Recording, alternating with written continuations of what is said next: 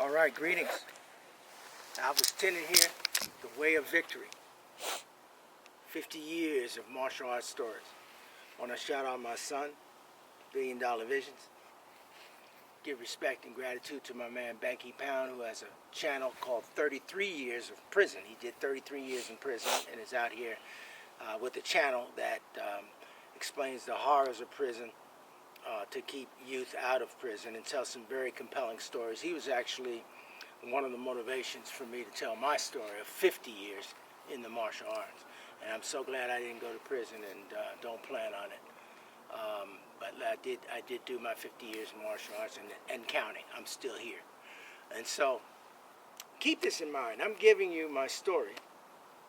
I'm a completely different person at 67 than I was at 19, 20, 21. So I'm giving you my evolution. You see that? So I want you to be clear about that. I'm not trying to glorify violence necessarily. I'm just telling you my story, which is what happened and how I got to where I am now. Because my teacher, Dr. Mong Ji, has taught me that there's 3 H's in martial arts: hurting, healing, and harmony. I'm now at the harmony, healing, and harmony stage. At the times I'm talking about, it was all about hurting, fighting, competing. So I want to clarify that because I'm giving you these videos so that we can get up to date, and then I'll continue with what I do now. What I'm now is I teach healing arts primarily to help usher in the 5th dimension. Now, with that being said, let's go back. Continue with the 50 years of martial arts stories. When I left Okinawa, and after I did my 30 days leave, when you come back from overseas, you get 30 days leave. I got my 30 days leave, and I went back to my Ishinryu school. So I didn't really fit, because I'd gone kind of unorthodox in Okinawa. I'd got the jailhouse boxing, I got some of the regular straight boxing, I got some Muay Thai techniques, some Kyokushin Kai. So I was exposed, and I really liked that Bruce Lee influence, that there is no style. Make your style no style. Be like water. Take the shape of any container without changing your identity.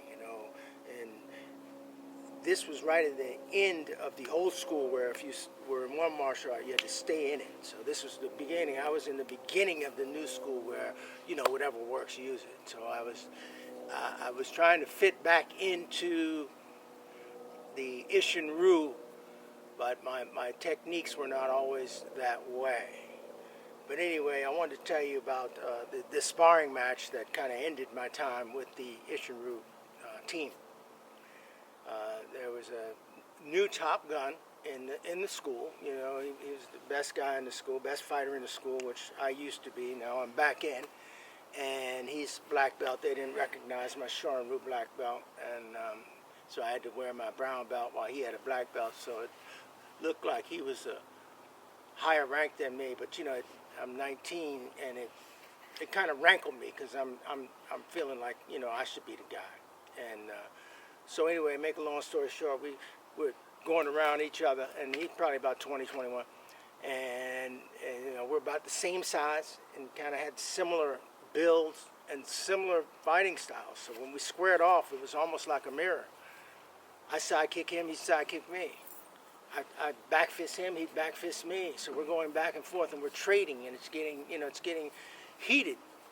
But we're pretty much evenly matched. I mean, I'm giving him credit. He was tough, but I felt I was tougher. But I'm sure he felt he was tougher. So we were going back and forth, almost mirroring each other, and we were fighting more like Kyokushin.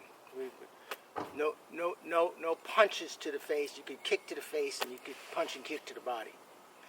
So he had actually caught me with a roundhouse kick to the face, and then he tried another one, and I spun and I actually accidentally hit him in the face with a spinning back kick, and and then the sensei was like, "Hey, no facial contact." So I was, we were cool. He was cool, I was cool, but we kept going. I caught him with one of my many side kicks I was throwing. I wasn't catching him like that, but I caught him with a good side kick that was really, a full contact kick, and I felt good about that. And he came back and caught me with some punches. I caught him with some punches. We were standing there just banging each other with punches, and both Marines, and it was getting hot. And the sensei said, "Okay, you guys stop." And so he didn't stop. I didn't stop. And then when it did stop, the sensei looks at me and says, "Hey, when I tell you to stop, you stop." And I said, "Yeah, but doesn't it have to go both ways, sensei?" Which is not really what you're supposed to say to the sensei. But I said it, and he was like, "Listen, if you don't like, I'm just coming back. They've got a system they've been dealing with." He said, "If you don't like the way I'm running my dojo, you don't have to come back." And so I finished the class, but I knew that, I was done. I'm not going back. And I actually just disappeared. I never went back to that school again. Back from Okinawa. While I was in Okinawa, my friend Dennis had joined the Marines, so he was at what's called the 12 area, and I was at the 14 area. Camp Pendleton's broken down into different areas. And so these were all, the areas consisted of like barracks, a few barracks, and it's like a company.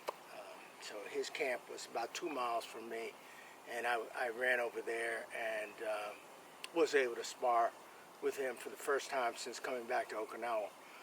And that was a great reunion that I'll tell you about next time we see each other.